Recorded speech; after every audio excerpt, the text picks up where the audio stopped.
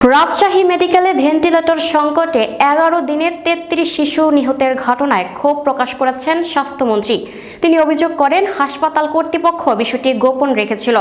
দ্রুত সমাধানে জরুরি ভিত্তিতে বেসরকারি উদ্যোগে ভেন্টিলেটর সংগ্রহের কথা জানান তিনি। একই সঙ্গে চিকিৎসকদের আরও দায়িত্বশীল ও মানবিক হওয়ার আহ্বান জানিয়েছেন। বিস্তারিত দেখুন প্রতিবেদনে।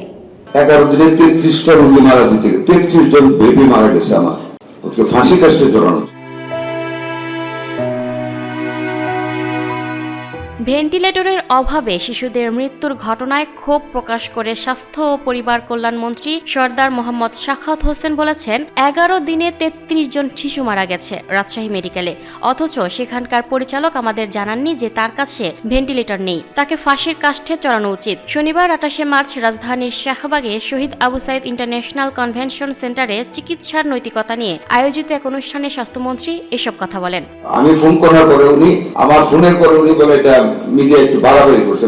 তিনি বলেন, আমি ফোন করার পর তিনি দাবি করেন মিডিয়া একটু বাড়াবাড়ি করছে, কিন্তু গতকাল প্রতিবেদন পাওয়ার পর দেখা গেল মিডিয়া যা বলছে তাই সত্য। তিনি আর বিষয়টি অস্বীকার করতে পারেননি। সাখাওয়াত হোসেন বলেন, সরকার থেকে দ্রুত কিনে দেওয়া কঠিন ব্যাপার। আমি ব্যক্তিগত যোগাযোগ কাজে লাগিয়ে 2-1 জন ওষুধ প্রস্তুতকারকের সঙ্গে কথা বলেছি। তাদের সহায়তায় আজ জরুরি ভিত্তিতে 3টি ভেন্টিলেটর কিনে দেওয়া হচ্ছে। এটা সরকারি টাকার নয়, বেসরকারি উদ্যোগে হচ্ছে। আজ আরও 2টি ভেন্টিলেটর ম্যানেজ করার চেষ্টা করব। চিকিৎসকদের পেশাগত আচরণ ও নৈতিকতা নিয়ে কথা বলতে গিয়ে স্বাস্থ্যমন্ত্রী বলেন, রোগীরা চিকিৎসকদের উপর ঈশ্বরের মতো ভরসা করে, তাই তাদেরকে আচরণ, কথা ও সেবায় আরো দায়িত্বশীল হতে হবে। তিনি বলেন, অনেক সময় পত্রিকায় দেখি অস্ত্রোপচারের পর রোগীর পেটের ভেতর সুতা রেখে দেওয়া হয়েছে, পরে ব্যথায় রোগী কষ্ট পান। এগুলো কেন হয়? চিকিৎসকেরা যখন অতিরিক্ত ক্লান্ত থাকেন বা খুব বেশি ব্যস্ত থাকেন তখন কাজে মনোযোগ দিতে পারেন না। এই বিষয়গুলো চিকিৎসকদের খেয়াল রাখতে হবে।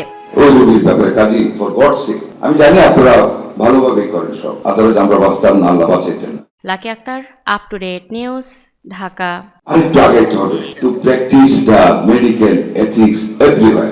প্রিয় দর্শক, এই ছিল আপ টু ডেট নিউজের সর্বশেষ আপডেট। পরবর্তী আপডেট সবার আগে পেতে আপ টু ডেট নিউজের ফেসবুক পেজ এবং ইউটিউব চ্যানেলের সাথেই থাকুন। ধন্যবাদ।